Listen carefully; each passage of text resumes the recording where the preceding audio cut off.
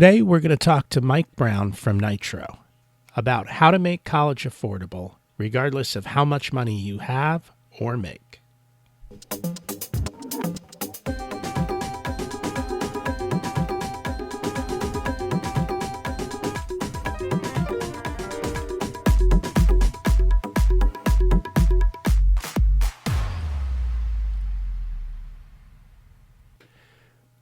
Welcome to Richer Soul, your journey to a more purposeful, intentional, amazing life. Where are you going and how are you going to get there? Let's figure that out together. At the core is financial success to be able to do what you want, when you want, how you want. It's about personal freedom. Today, we're going to learn about how to plan and pay for college so you're not saddled in massive debts and a bad decision. Let's meet Mike Brown from Nitro. Today, we have Mike Brown from Nitro. He helps parents and students get the most financial help for college. Welcome to Richer Soul, Mike. Thanks, Rocky. Great to be here. And thank you for joining us. Mike, I have to be honest with you. I am not a big fan of college debt, and I think most kids get in over their head. Parents don't seem to be communicating with their kids, and they're coming out with a degree that may have little value, and they're saddled with massive debt. I understand for some fields of study, the degree is worth it. But at the end of the day, no one ever asks their doctor where they went for their undergrad degree. They all want to know where they went to medical school. I think people have to make smarter choices. So I guess my first question to you is college worth it in this changing world? They say half of all jobs haven't even been created yet. And so many jobs that are here today won't even be there in the future. So why spend all this money? It's a great question, Rocky.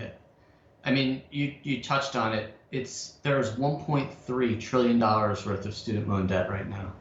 I mean, it's huge. It's a huge problem, and people are not going into college thinking about the end in mind. And the answer to your question is it depends. And I know it's not what everyone wants to hear, but depends is true. You are correct. What does it matter what undergrad you're going to when you're going to a graduate school? Is it really that important? It may or may not be. But the skills you learn in college, it's still, when you look at the income disparity between those people who attend college and those who do not, is still significant. And because of that, there is a case to be made for people still going to college. But with that said, are people doing it with intention? Are they doing it with purpose? Are they thinking through it? If you're thinking about an expensive liberal arts school at $60,000 a year, is that the right decision? Those are the types of questions we ask ourselves. I personally have 3 kids, 15, 17, and 19, and I'm thinking about these issues every day. As you said, you are too, Rocky. You have 2 children right now, is that correct? It is. I have 2 kids. They're 14 and 16, and we've pretty much told them from when they were young.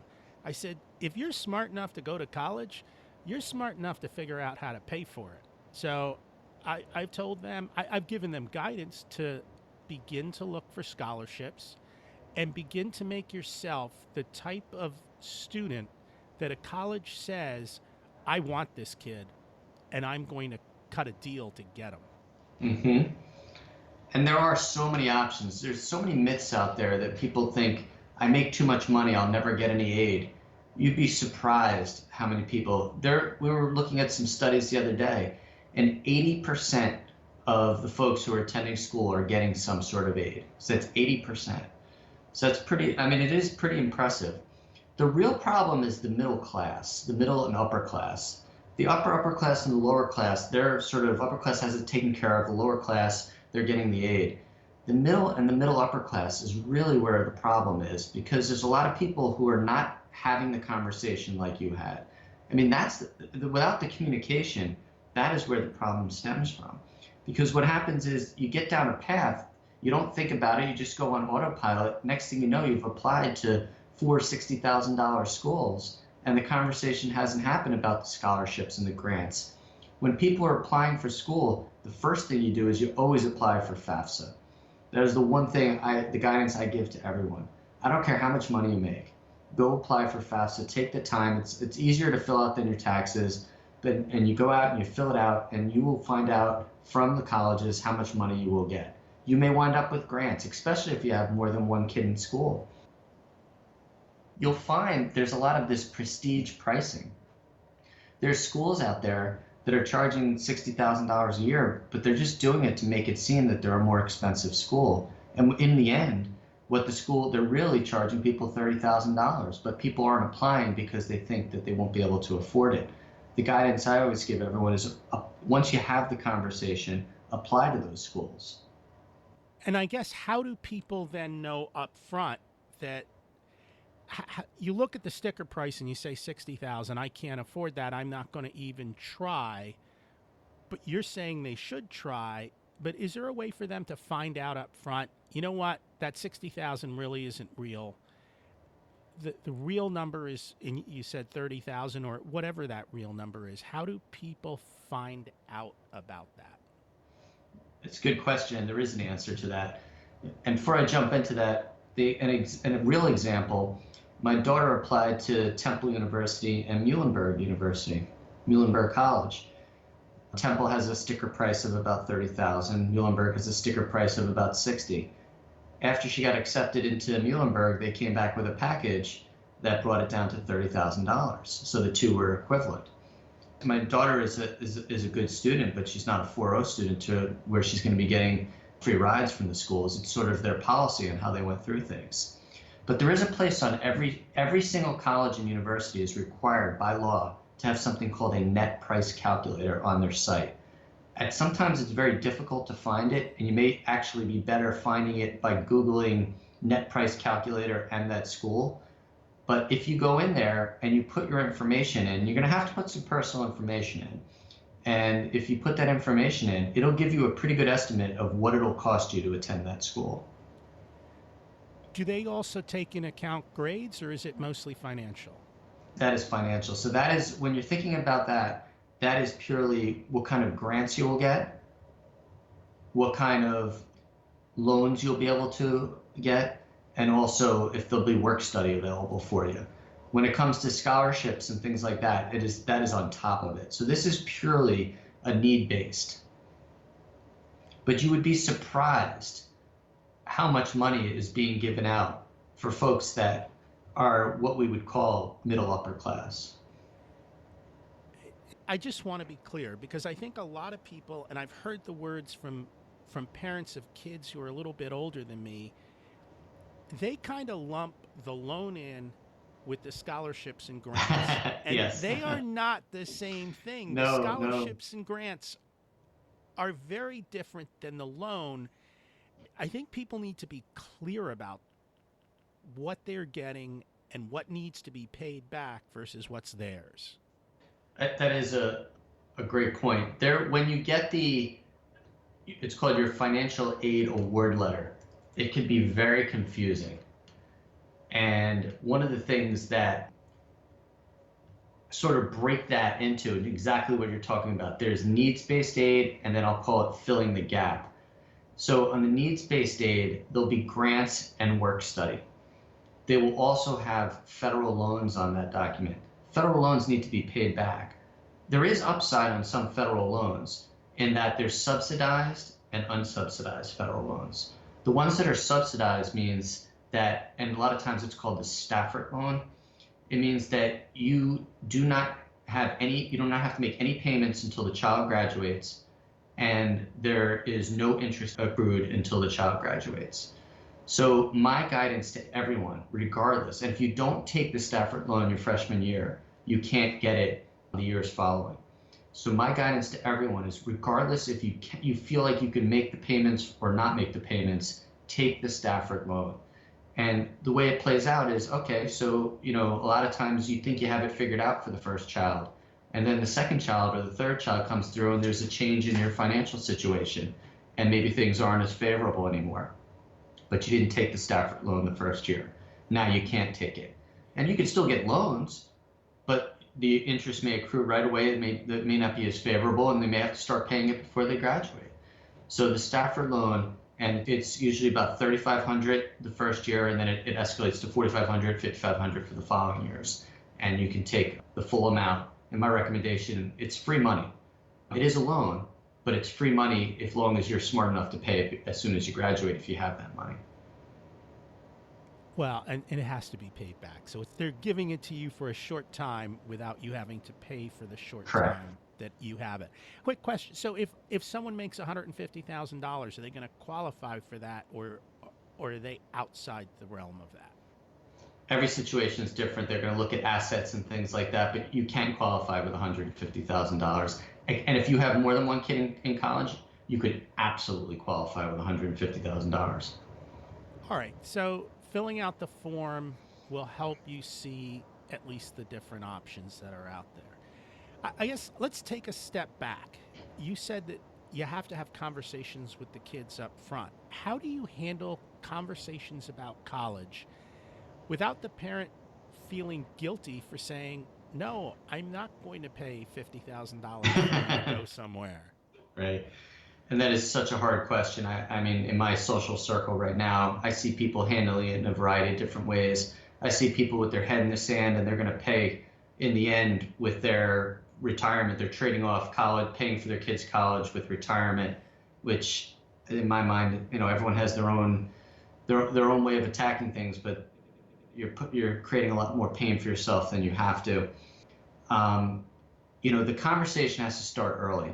I'm going to tell a story about a family that I know, and I live in Pennsylvania, and in Pennsylvania, there's a program called the 2-and-2 program, and the 2-and-2 program has to do with Penn State, and you can attend a branch campus, which is much less expensive. You don't have to live there, and you have your network where you have jobs in your hometown. This girl, she's going to college, and she's going to be an accounting major.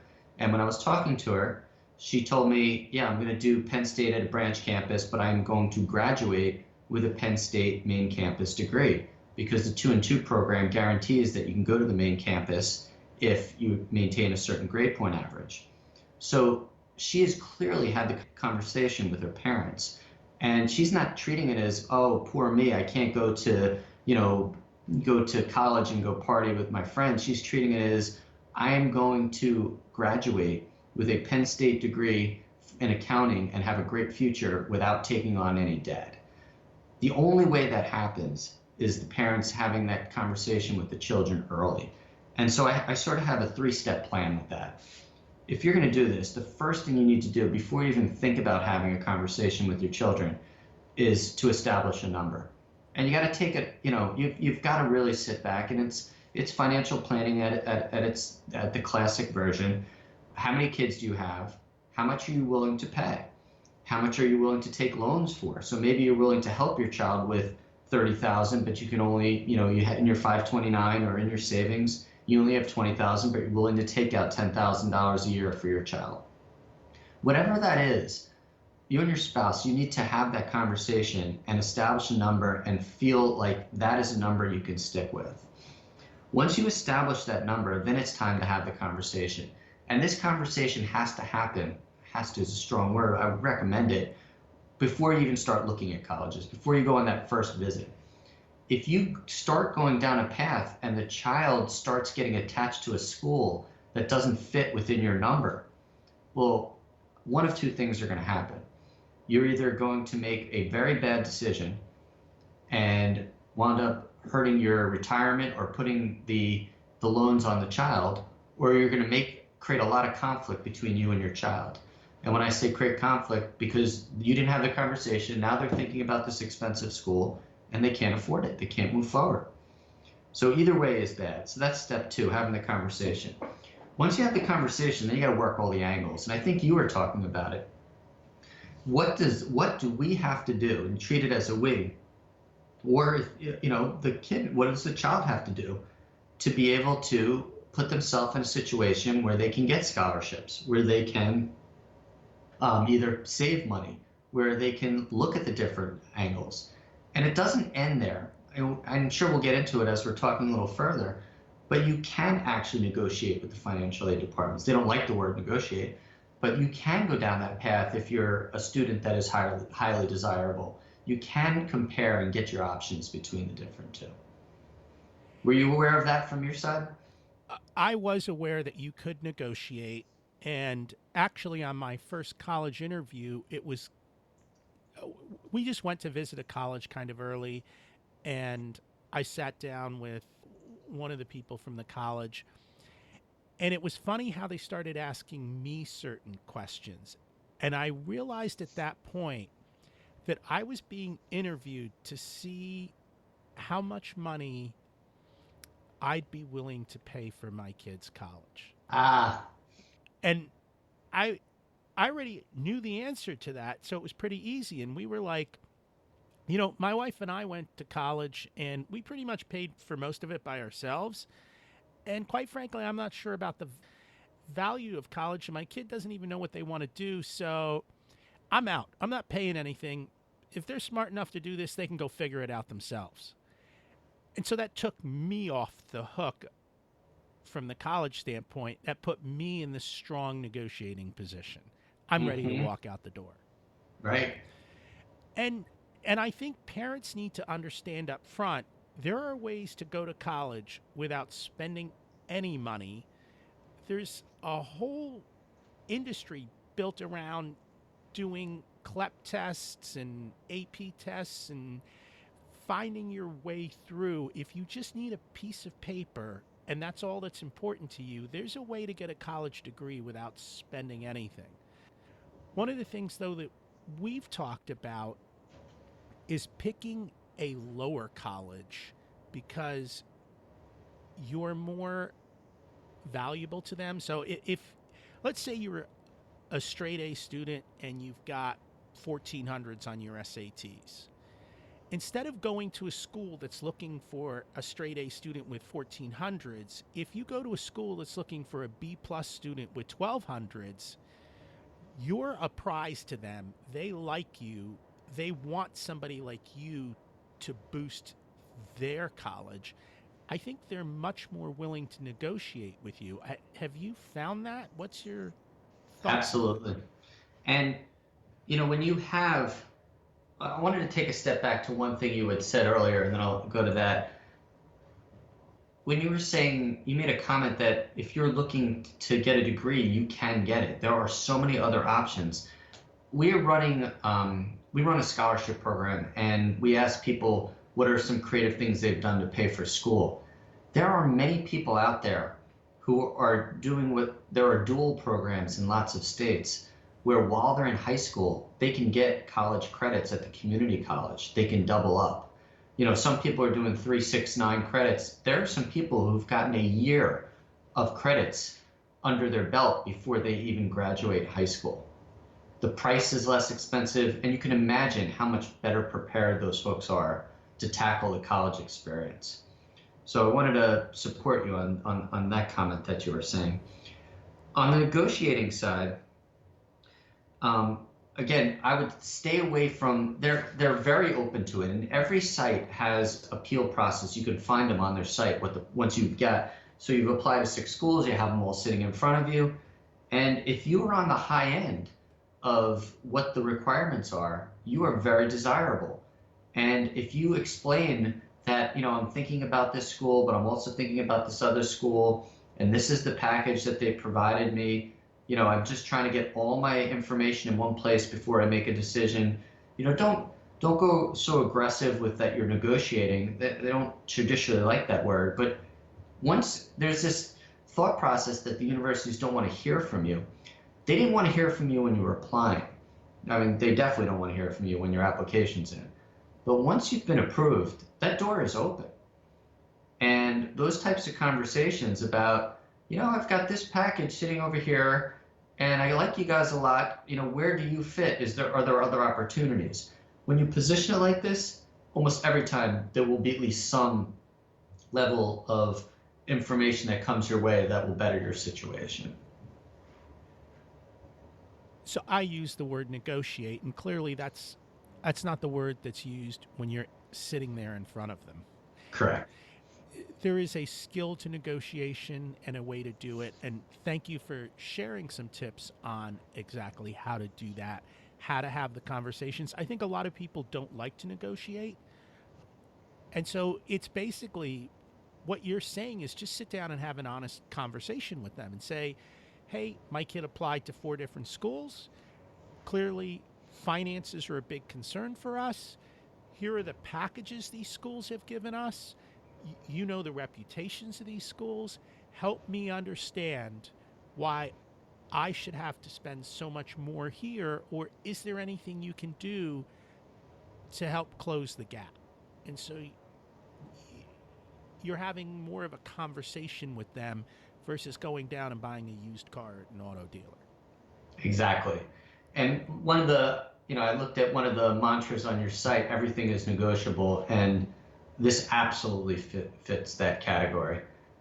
College is negotiable. The process is opaque, but there is, for the right students, there is a lot of money out there. And I think one of the important things to emphasize to students is you want them to feel empowered to take control of their finances. And it's not simply, do what their friends are doing, or believe that a lot of people just feel that taking on this massive amount of debt is inevitable. And it's not. There are so many options out there. And students and parents need to understand that if they don't have the money, they don't have to take the loans. There are, we've talked about 5, 6, 7 different options already. And we didn't even get into scholarships, which there's scholarships out there for anything you can think of. Left-handed redheads. Google it, it comes up. If you treat it as a job, you will find scholarships and be able to get that money to get you where you want to be. Absolutely. And I think, parents need to make it their kids' jobs to do that. So, for example, my daughter just applied for a scholarship recently. And if she gets the scholarship, it is 4 years, wherever you want to go, including room and board and books. So she essentially could pick a $50,000 or $60,000 school, and literally she's going to get, if she wins, and I doubt she will win, she's getting a package of $250,000 or $300,000. Your kid's working for $10 an hour. Why don't you make them work on finding scholarships, even if they find local scholarships, right? If your kid goes and finds a local scholarship for $1,000 a year for 4 years, that's $4,000. That's 400 hours of work. But it probably won't take 400 hours to get the scholarship. It might take 40 hours to get the first one. And that's why I told her, with this scholarship, you've spent all this time, you've built your resume, you've learned how to answer the prompts, you have all your pieces together. The next time you apply for a scholarship, it's going to take half the work. The third time you apply, it's going to take a quarter of the work.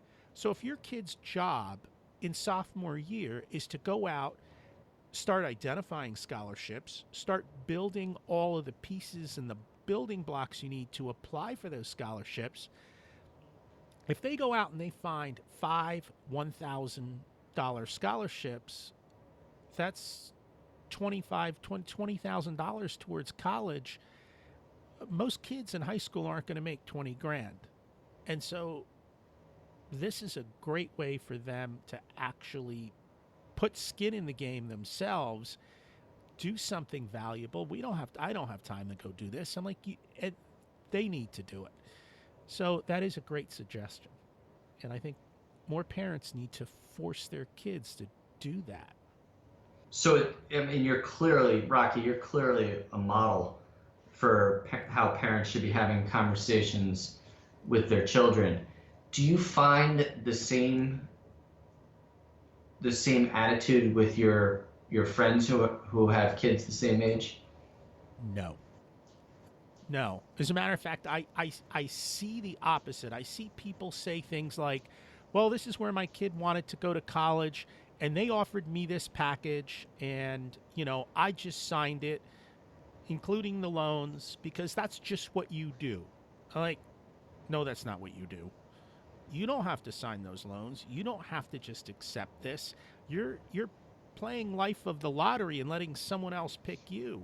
You should pick yourself, have the conversations, have the discussions, and go do this with intention, Know where you're going, know why you're going there, and do that. And I'm going to digress here because every single episode I do, regardless of whether we're talking about college, retirement, life, anything, these same basic principles are there. They don't change. Be intentional, be focused, know what you're doing, know why you're doing it. And I'll close with this, and they've had studies that say a kid who can get into Harvard, who doesn't go to Harvard, ends up in the same place in life. Mm-hmm. And the reason is, and I say that to people, Harvard doesn't make the kid makes Harvard. So if you're that person, you're going to go be successful no matter what. Go be intentional and be successful. Don't wait for someone else to pick you, and don't think you can't find another way. There are so many possibilities out there, and I think too often people just don't even realize the possibilities are there. Maybe they don't have the time, or they just don't have the conversation. I don't know which it is. What do you find? What are the people you're seeing come to you with? The same themes, but one thing you just talked about, there's a book by an author named James Altucher, and it's called Choose Yourself. The themes that I felt like, I don't know if you've ever read that before, have you? I have. I've read a lot of what James Altucher does. Yeah, so I mean, I'm very supportive. It's a podcast I listen to on a regular basis, and I think you're right on with it. I agree with what you're saying in that parents are accepting debt as inevitable. I do not think that's a positive thing. I was with a family recently, and their son they're decent living. They have two kids. One's a senior in high school, and one is a freshman in high school. And the senior is going to a state school, which will be about $30,000 a year. And they do not have the money to pay for it. And the child is not going to be paying it, so they are going to be taking loans. And they have not had the conversation. And they are basically sacrificing their retirement.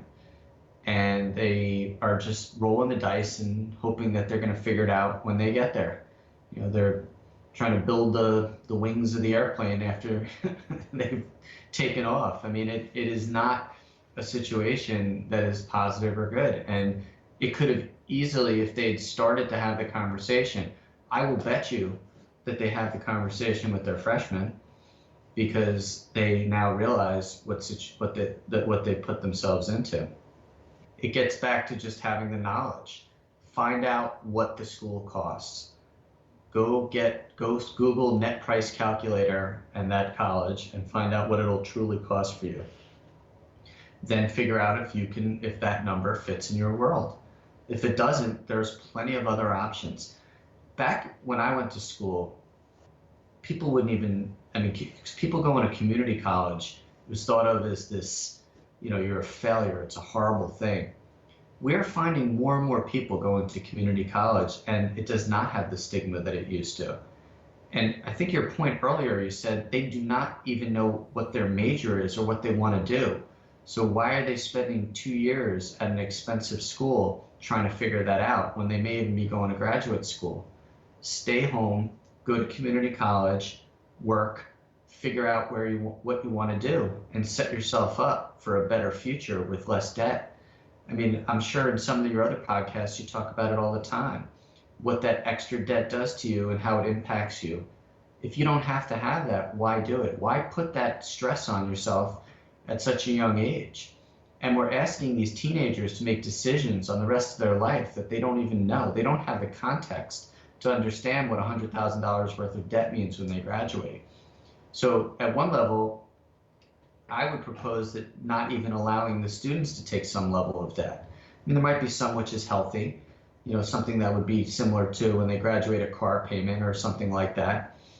But in terms of, putting $100,000 worth of debt on a student, they have no concept of what that means, what their salary is going to be, and how there was another family we were talking to, and we were sort of going through a financial analysis, and at the end, they were going to be making $1,000 after paying their loans and everything else when they graduated with their salary of the career they were looking to take on.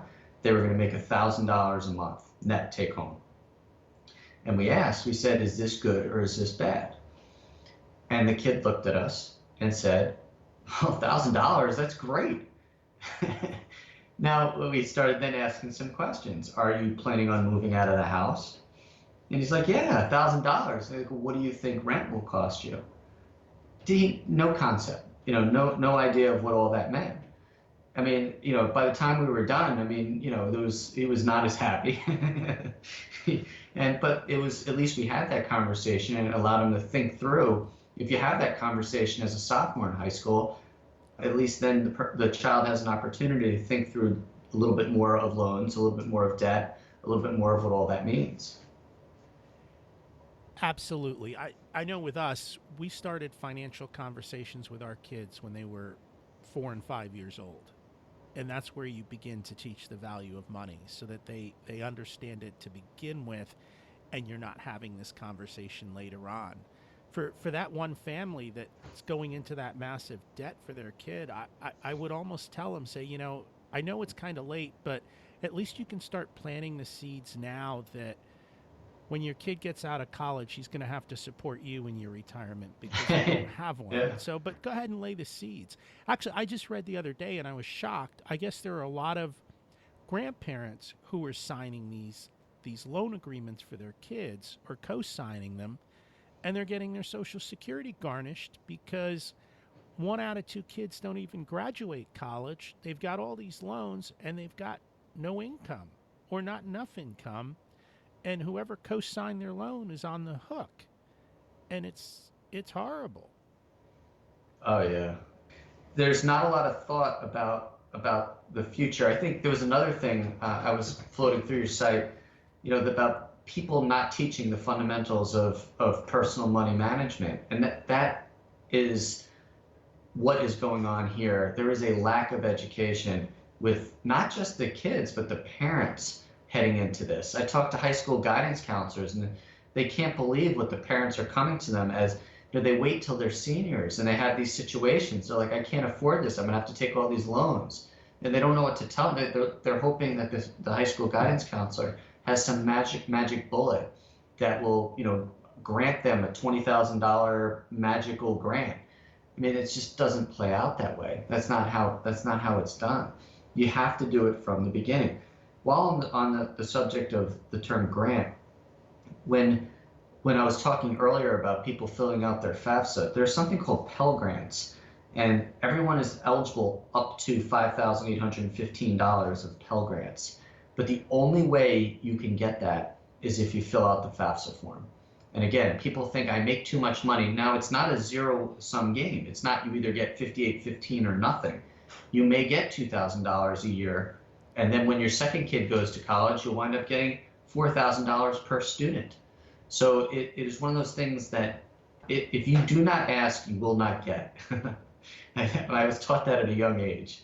If you do not ask, you will not get. And I think people do have to ask, do have to have the conversations. Actually, I don't know if you've seen the movie. Have you seen the movie Broke, Busted, and Disgusted? It's with Adam Carroll did it. No. Broke, Busted, and Disgusted. All right. Check that out. It's a documentary, and they're sitting around talking to they're not kids anymore.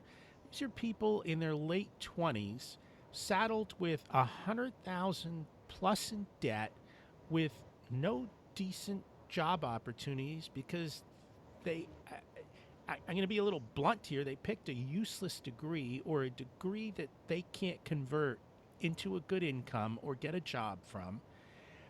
They expected their parents to stroke a check when they graduated. They had no concept of what they were signing and what they were doing. And they're in their late 20s going, why didn't anyone ever tell us? Why didn't we have these conversations?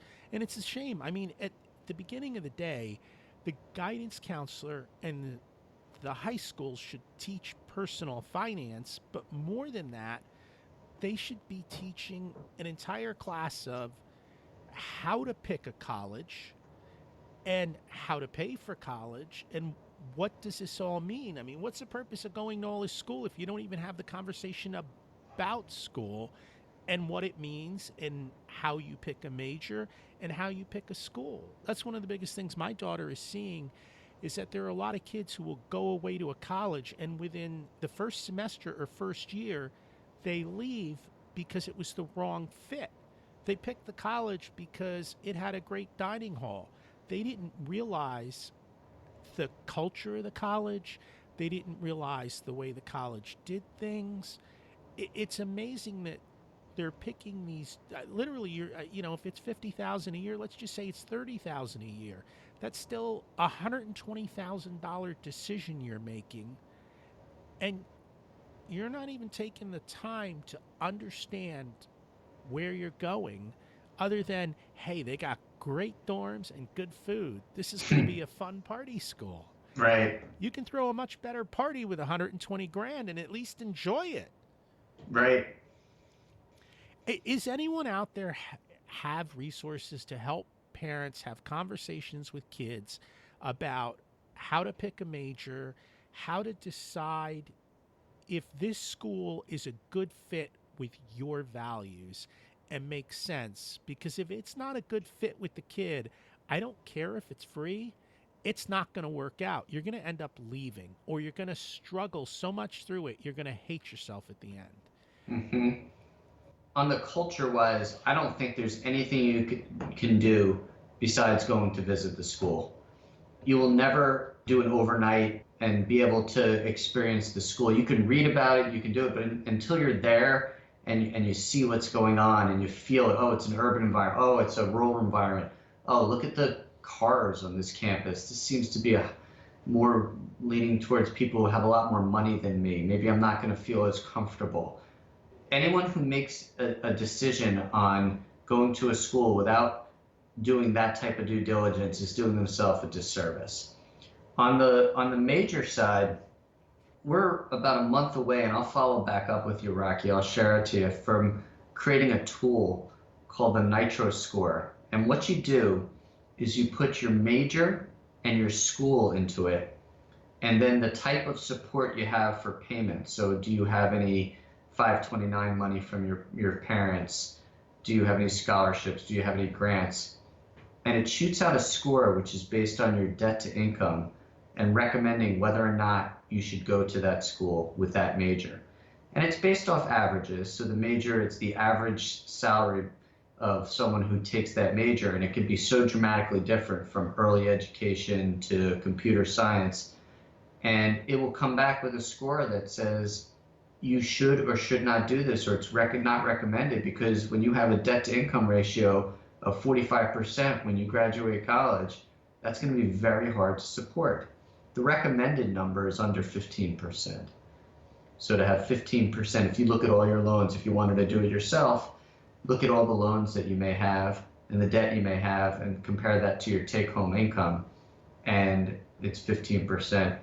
Just as another story, we have a beta version of this, and we were taking some high school students through, and I'm sure every parent who's listening to this can relate to it. When we were showing the high school student gross versus net pay and what you actually get to take home, and that first realization that all of that money, that, when you say you make $50,000 coming out of school, that's not what goes into your pocket, and the look on their face. You need to have that conversation with your children before they go off to college, so they understand, they have a concept of where things are going. Absolutely. It's mind-boggling. I mean, if you think about it, you go to K through 12, 13 years of school, 4 years of college, maybe grad school. You've got 16, 17 years at a minimum here. No one has had a conversation about the thing that you've done this all for, which is to earn money. No one's taught you how the tool works, and you haven't been intentional all the way along. You missed so many baby steps that it's just a shame is all I can say. And we're going to start doing some episodes in a little bit about how to raise financially savvy kids, how to Mm. teach them starting at 4 and 5 years old, how to get their hands off your wallet and out of your pocket and let them make those decisions so that by the time, if they start at 5, by the time they're 17, the conversation's more like, hey, Dad, that college is 50,000. I, I don't even know what they're going to teach me that's worth it there. I don't see the reason to go there. Let's find another way for me to get forward and let me find a different direction. But that takes baby steps, and that takes parents who are intentional in doing that up front. And if you're not, well, then you're going to be like the parents who feel guilty and they're like, well, I didn't do it, so now I have to give up my retirement for them. And that's just absurd. It is absurd. And there's a lot of things going on. So if the kids are taking the debt, what does that mean to the future of people being able to buy houses, people being able to move out of their house, people being able to purchase their own car, sort of their self-worth? That broke, busted, and disgusted. I mean, that's an extreme exaggeration, but there are people along the spectrum of that. They may not have hundreds of thousands of dollars in debt, but they're making $35,000 with $50,000 worth of debt. Try to do that math. They're not going to be moving out of their home, or if they are, they're going to have to live with 3 other people, which isn't a horrible thing. We've all done things like that. But they have to know what they're getting into and understand where it's going.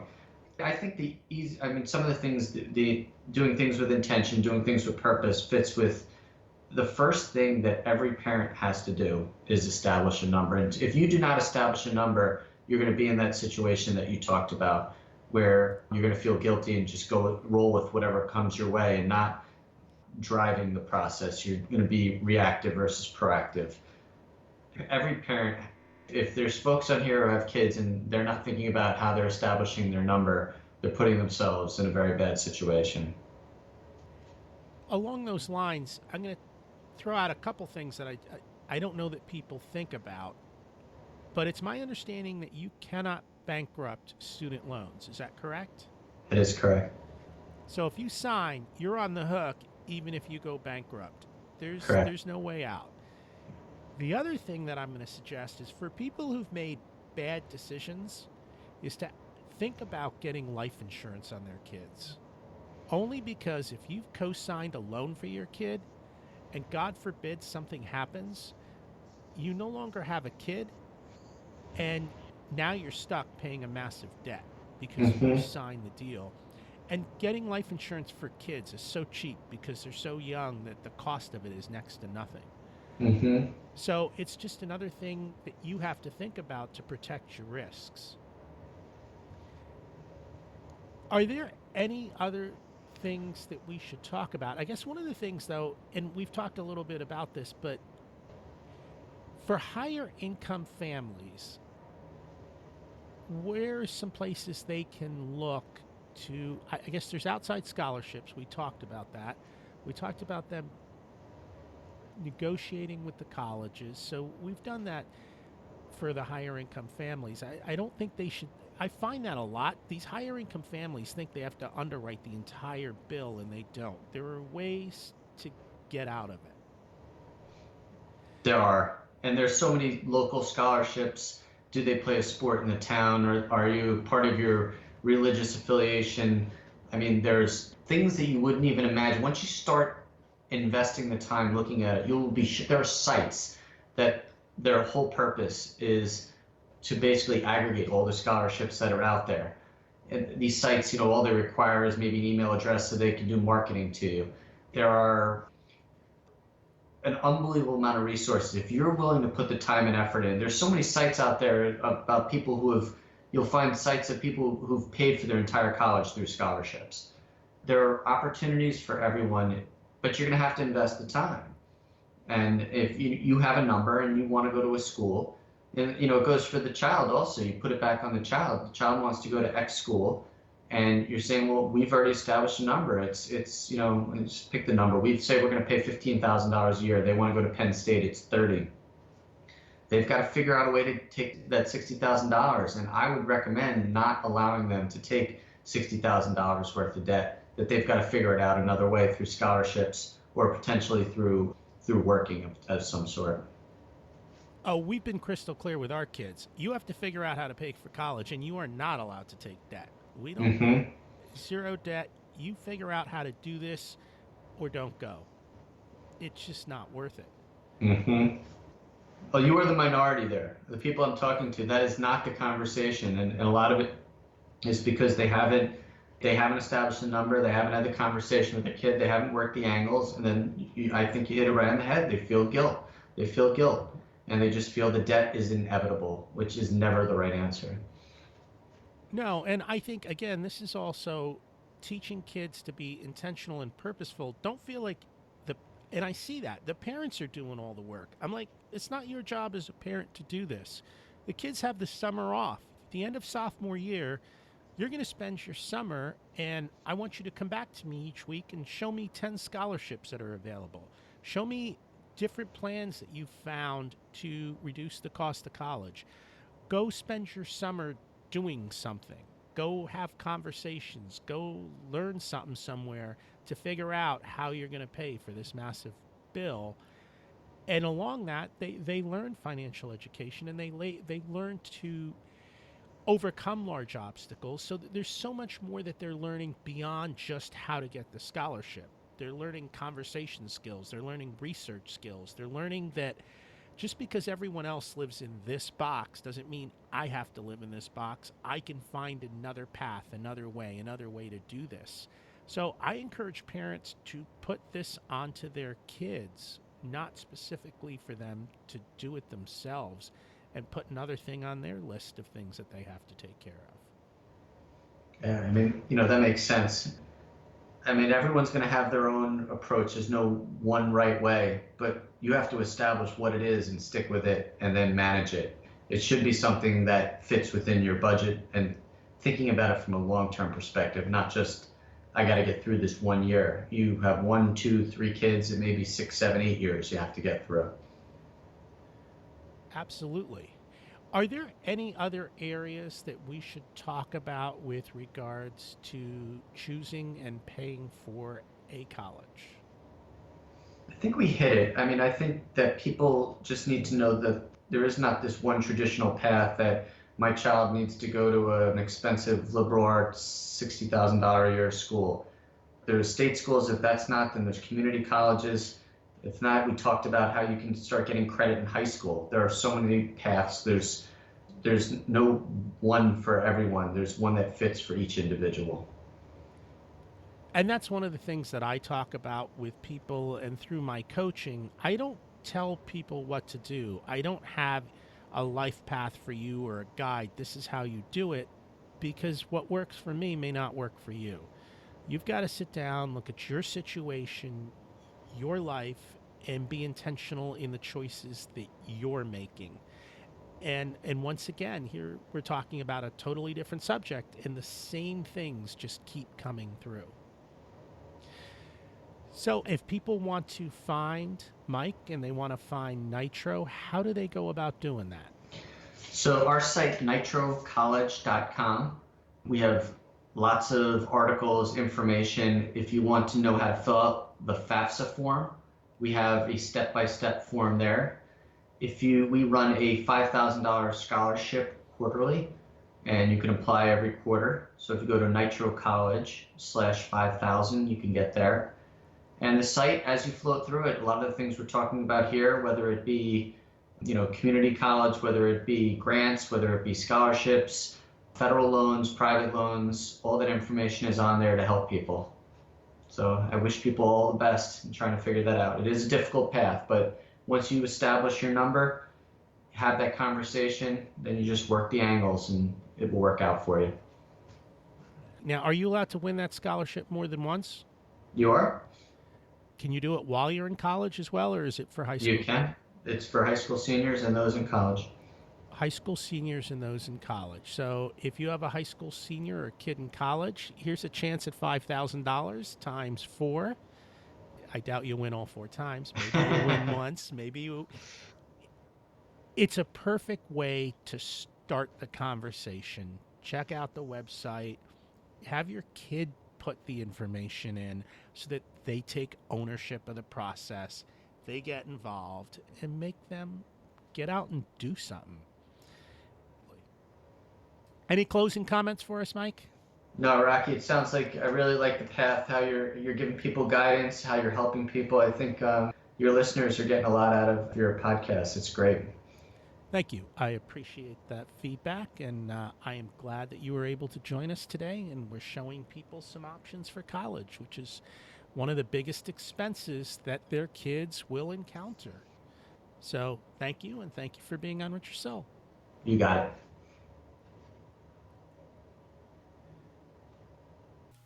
Once again, you see that the same principles always apply. Be intentional. Know where you are going. Learn and find out what you need to be successful. If you have a student approaching college age, check out nitrocollege.com. Look for the NitroScore calculator, which compares your school, major, and earnings opportunity to tell you if you're making a wise decision. In other words, is the college major you choose will generate enough money to pay off the cost of your college experience. Looking forward to continuing the conversation next week. Thanks for listening.